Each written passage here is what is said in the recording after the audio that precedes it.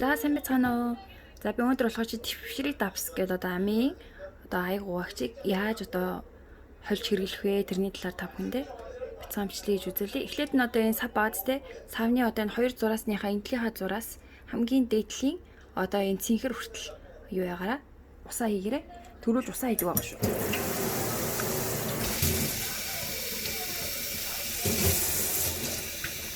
За ингээ харъя. Арай жоох. За ингээ харах юм бол энэ хүртэл ус байгаа зү тэ. Энэ хүртэл ус байна. За тэгээд аяг угаагчнаасаа. За энэ одоо аяг угаач мэлгэж 11,000 вон гэж байгаа. Одоо энэ саваараа 300 мг-тай энэ саваар 20 сав гардаг байгаа. Одоо айлын 6 сараас 1 жилийн одоо хэрэглээ гэсэн үг. За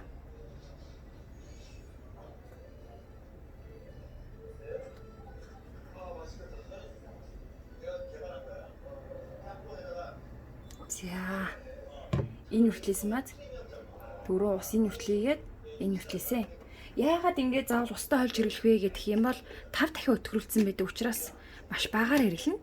За тэгээд дотор алоёын одоо орцтой болохоор арсыг ердөөсө гарны одоо арсыг одоо хуурайшуулад бас янз бүр болгоо аллерги өгöd идэггүй.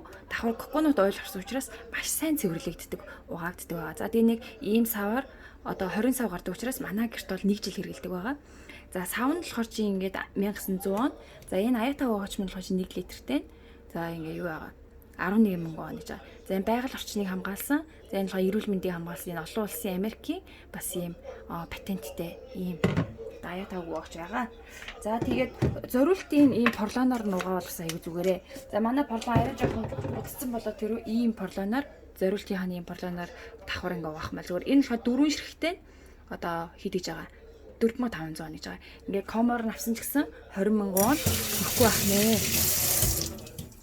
За тэгээ манайх болохоор чи ингэж хэрэгэлдэг байгаа. За баярлаа.